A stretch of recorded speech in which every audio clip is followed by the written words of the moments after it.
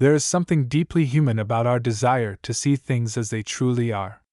From the earliest days of philosophy, we have asked ourselves what lies beneath the surface of appearances, what exists beyond the reach of our senses, what is real when no one is looking. As a physicist, I have spent my entire career wrestling with these questions, but perhaps not in the way you might expect. The truth about what we cannot see is far stranger and more subtle than most people imagine, and it has forced us to reconsider not just what exists in the invisible realm of atoms and electrons, but what we even mean when we speak of existence itself. Let me begin with a memory from my youth in Copenhagen. I was perhaps 12 or 13 years old, walking along the harbor with my father, who was a professor of physiology. He had been explaining to me how the eye works, how light enters through the lens and strikes the retina, how signals travel along the optic nerve to the brain. I remember asking him, somewhat naively, whether we truly see objects as they are, or whether we only see our brain's interpretation of the signals it receives. My father smiled and said that this was an ancient question, one that philosophers had debated for millennia. But he added something that stayed with me. He said that in science, we must be content with what we can measure and verify, and that speculation about what exists beyond our ability to observe is not really science at all, but metaphysics. This conversation came back to me many times throughout my career, particularly when I found myself at the center of the quantum revolution in the early 20th century. We were discovering that the atomic world, the world we cannot see directly, behaves in ways that seem to defy common sense and classical physics. And the question of what truly exists at that level, what atoms and electrons are doing when we are not observing them, became not just a philosophical curiosity but a practical problem that affected how we interpreted our experimental results and developed our theories. The story really begins with the nature of light, because light is what allows us to see, and yet light itself became deeply mysterious in the early years of the 20th century. For much of the 19th century, physicists were convinced that light was a wave, a disturbance propagating through some medium called the luminiferous ether. Thomas Young's double-slit experiment had shown interference patterns that could only be explained if light was a wave. James Clerk Maxwell had developed his magnificent equation showing that light was an electromagnetic wave, a coupled oscillation of electric and magnetic fields propagating through space. Everything seemed clear and settled. But then came a series of experiments that could not be explained by the wave theory of light. When you shine light on a metal surface, it can knock electrons loose, a phenomenon called the photoelectric effect.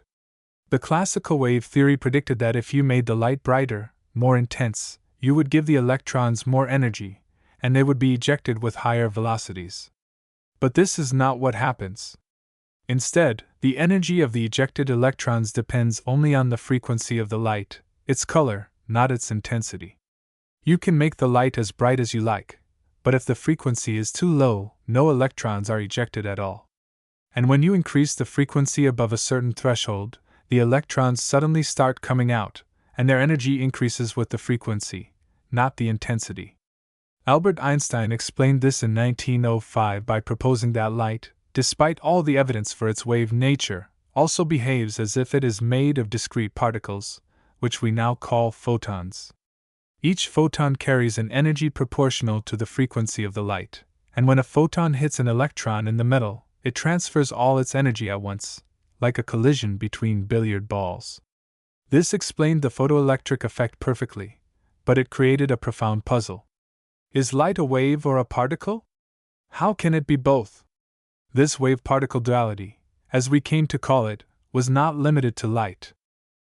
Louis de Broglie proposed in 1924 that all matter, not just light, has both wave and particle properties.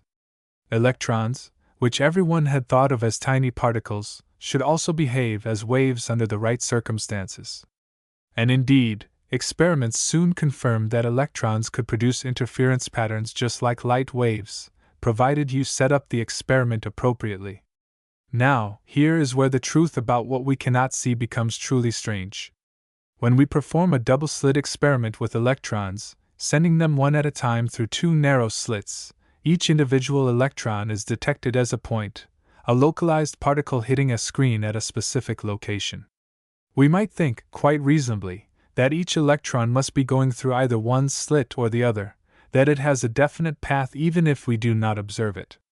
But if we do not place detectors at the slits to check which path each electron takes, the electrons build up an interference pattern on the screen over time, exactly as if each electron were a wave passing through both slits simultaneously and interfering with itself.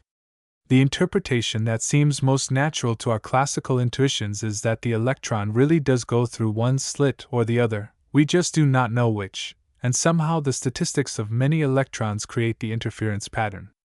But this interpretation is wrong, and we can prove it is wrong. If we place detectors at the slits to determine which one each electron passes through, the interference pattern disappears completely. The very act of observing which path the electron takes changes the experimental outcome. The electron behaves differently depending on whether we are watching it. This is not a matter of disturbing the electron with our clumsy measurement apparatus, as if we were bumping it accidentally and changing its trajectory. The effect is far more fundamental than that. According to quantum mechanics, before we measure which slit the electron goes through, it does not have a definite path. It is not the case that the electron went through one slit, and we simply do not know which. Rather, the electron is in a superposition, a quantum state that encompasses both possibilities simultaneously. The electron, in a very real sense, goes through both slits at once, and only when we perform a measurement that forces it to reveal which slit it passed through does it choose one path or the other. What does this tell us about the truth of what we cannot see? It tells us that we must be extraordinarily careful about what we claim exists when we are not looking. The electron traveling through the double-slit apparatus does not have a definite position or a definite trajectory until we measure it.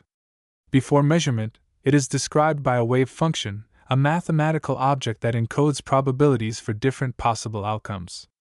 The wave function evolves according to precise mathematical rules, but it does not tell us where the electron is. It tells us where the electron might be found if we look for it. This is the heart of what I came to call complementarity. The electron has both wave-like and particle-like properties, but we can never observe both aspects simultaneously in the same experiment. If we design our experiment to reveal the wave nature, by allowing interference between paths, we cannot determine which path the electron took. If we design our experiment to reveal the particle nature, by measuring which slit the electron goes through, we destroy the interference pattern. These two descriptions are complementary.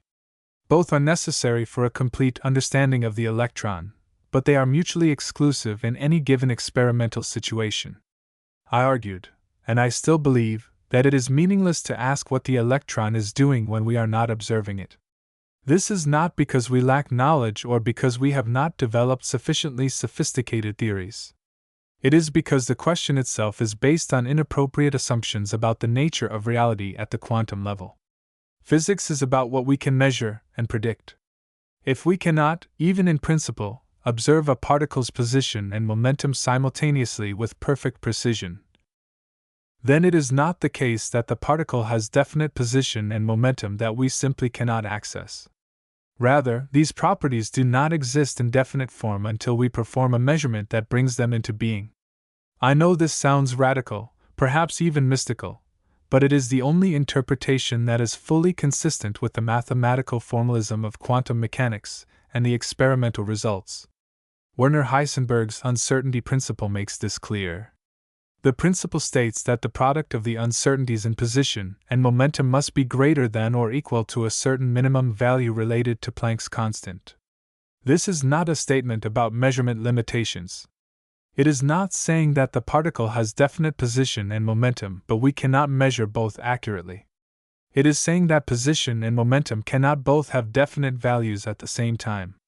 The more precisely one is defined, the less precisely the other can be defined. This has profound implications for what we can say about the microscopic world we cannot see directly. Consider an electron in an atom. In my early model of the atom, I pictured electrons as orbiting the nucleus like planets around the Sun, though I knew this was not quite right because I had to impose the restriction that only certain orbits were allowed. But this picture of electrons following definite trajectories is fundamentally misleading. In the quantum mechanical description developed by Schrödinger and others, the electron does not have a trajectory. It is described by a wave function that spreads out around the nucleus, giving the probability of finding the electron at various locations if we were to measure its position. Before we measure, the electron is not at any particular place. It is, in some sense, everywhere and nowhere. When I say we cannot see the electron directly, I mean something more profound than simply that it is too small for our eyes to detect. I mean that the electron, as a quantum object, does not have the properties we associate with visible, macroscopic objects. It does not have a definite position, a definite velocity, a definite trajectory.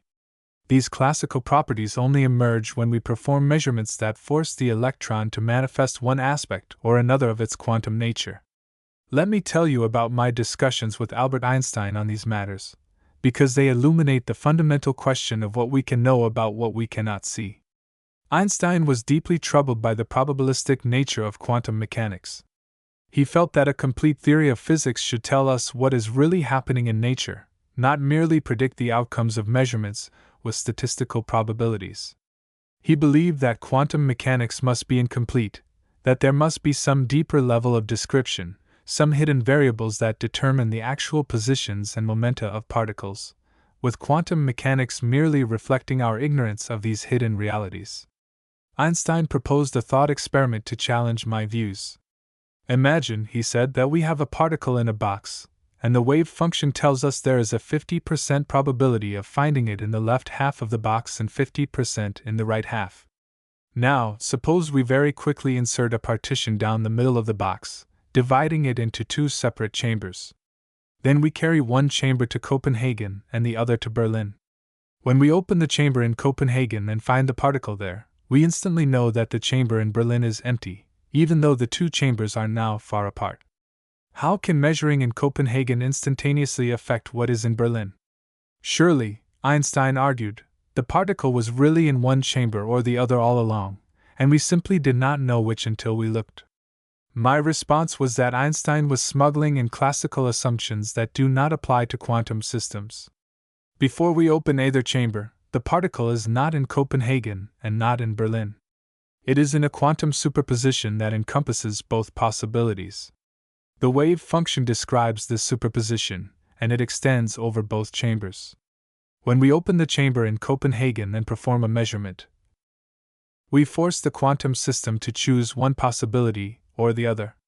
The wave function collapses, as we say, and the particle manifests in one location. This collapse happens instantaneously across the entire system, which is indeed non-local in a way that troubled Einstein. But no information or influence is transmitted faster than light, because the outcome of the measurement in Copenhagen is random. We cannot use this effect to send signals. Einstein never accepted this interpretation, and he continued to believe until his death that there must be a more complete description of reality underlying quantum mechanics. But subsequent experiments, particularly those testing what we call Bell's inequalities, have shown that Einstein was wrong. Any theory based on local hidden variables, any theory that assumes particles have definite properties independent of measurement, and that influences cannot travel faster than light, makes predictions that differ from quantum mechanics. And the experiments consistently agree with quantum mechanics and violate the inequalities that any local hidden variable theory must satisfy. What does this mean for the truth about what we cannot see?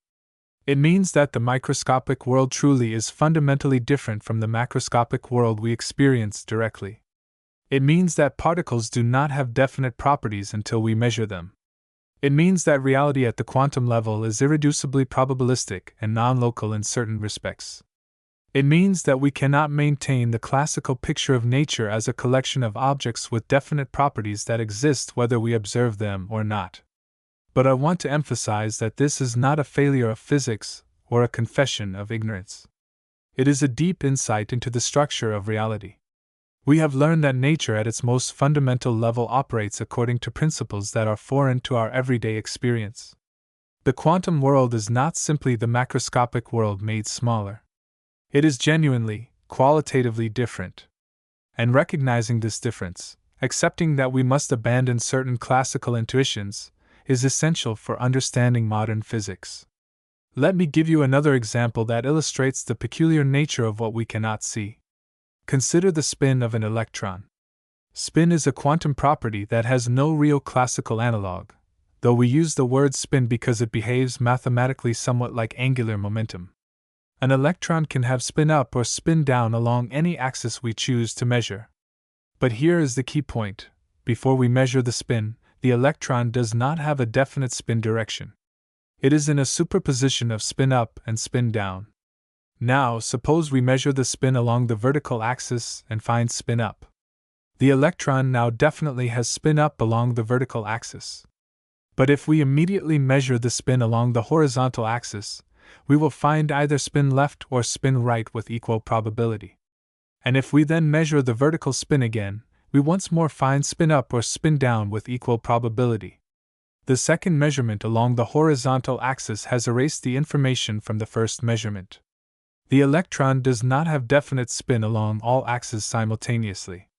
Measuring the spin along one axis puts it into a definite state for that axis but into a superposition for other axes. This is not because we are disturbing the electron when we measure it, jostling it around so it loses its original spin. It is because the electron genuinely does not have spin values along all axes at once. The spin along different axes corresponds to complementary observables that cannot be measured simultaneously. This is another manifestation of Heisenberg's uncertainty principle, applied to angular momentum rather than position and momentum. What are we to make of this when we ask about the truth of what we cannot see? We must conclude that the electron's spin does not exist as a definite property independent of measurement. Before we measure, the spin is potential, not actual. The measurement brings a particular spin value into existence, creating a definite reality where before there was only probability. I realize this may sound like we are giving measurement, or observation, or even consciousness, a magical power to create reality. But this is a misunderstanding. The key is not observation in the sense of awareness or consciousness. The key is interaction. A measurement is a physical interaction between a quantum system and a macroscopic apparatus that amplifies a quantum property to the classical level where it can be recorded and shared. The apparatus might be a photographic plate, a Geiger counter, or any device that registers a definite outcome. The important thing is that this interaction creates an irreversible record, a classical fact that can be communicated and verified.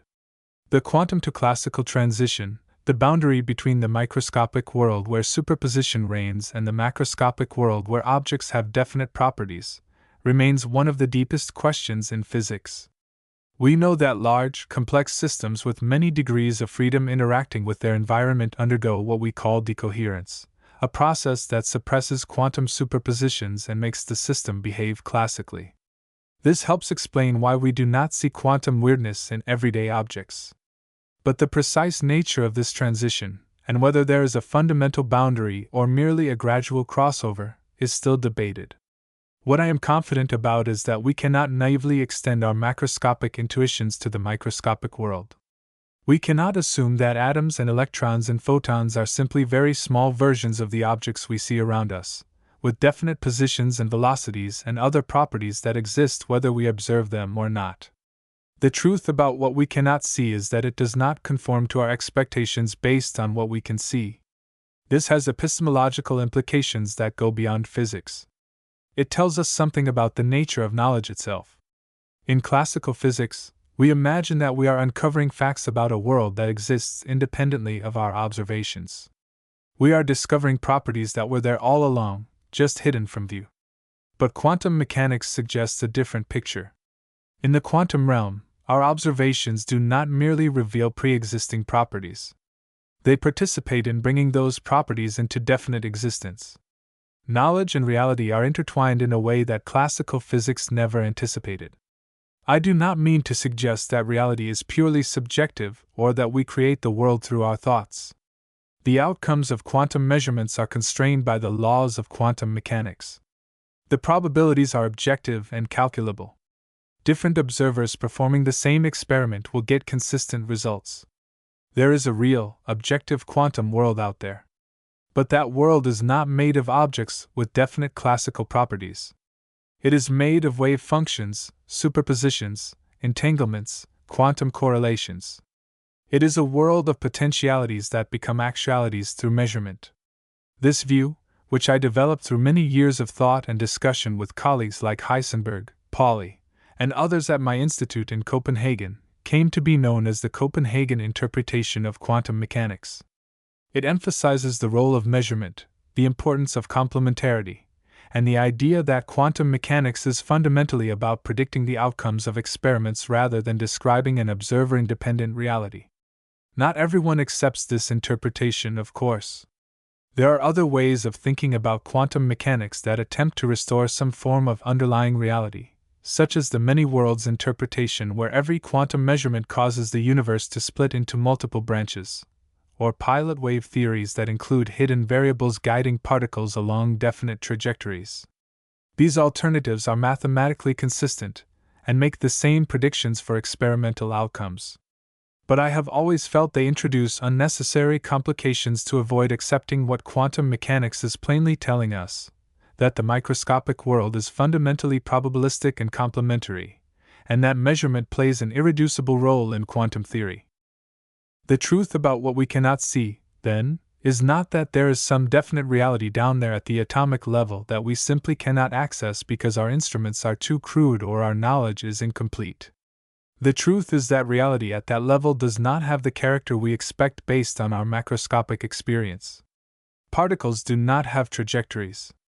They do not have simultaneous definite values for all their properties. They exist in superpositions of possibilities until measurements force them to manifest specific values. And this is not a defect in our description or a gap in our knowledge. It is the way nature actually is.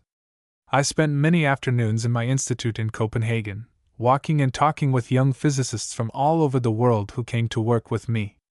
We would discuss these profound questions about the nature of reality, the role of the observer, the meaning of the wave function. Sometimes these discussions would become quite heated, with people defending different interpretations passionately. But what always struck me was that despite our different philosophical views, we all agreed on the mathematics. We all could calculate the same predictions. We all agreed on what experiments would show. The disagreement was about what it all meant, about the story we tell ourselves about what is happening in the invisible realm of the quantum. Perhaps this is as it should be. Perhaps we should not expect quantum mechanics to give us a visualizable picture of what is happening at the atomic level. Perhaps the mathematics itself, with all its abstract wave functions and operators and probability amplitudes, is the deepest description we can have. Perhaps insisting on a classical-like picture, with particles following trajectories and having definite properties, is simply asking too much, trying to force quantum mechanics into a conceptual framework where it does not fit. The truth about what we cannot see is that we cannot see it in the way we see macroscopic objects. We cannot form mental pictures that accurately represent quantum processes. We can only describe them mathematically and predict what we will observe when we perform measurements. This may seem like a limitation, a confession that we do not really understand what is going on.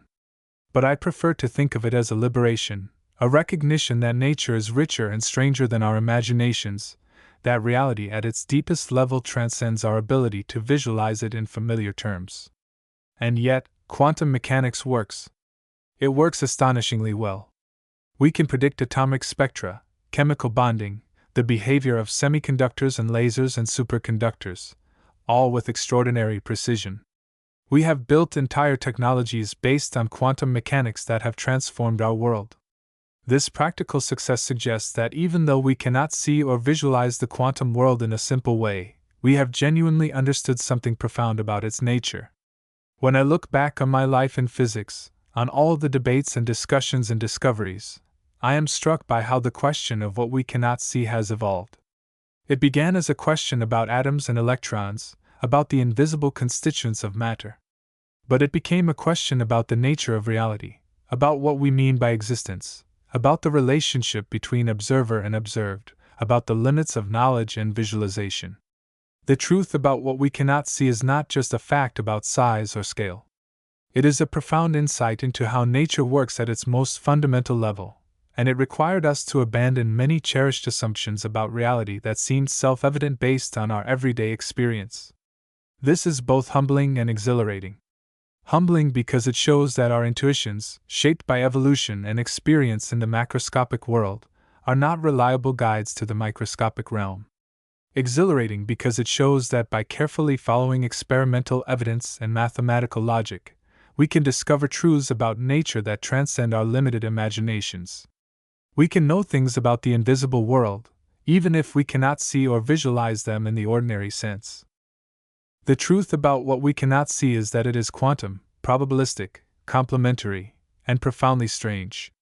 It is a world where superposition is real, where particles do not have definite properties until we measure them, where the act of observation participates in creating the reality we observe.